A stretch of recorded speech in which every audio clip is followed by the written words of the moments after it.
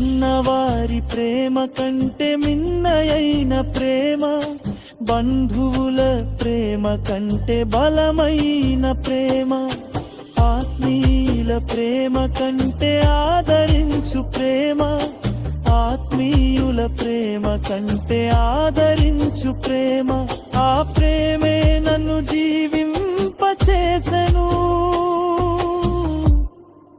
జీవింపచేసెను యేసయ్యా.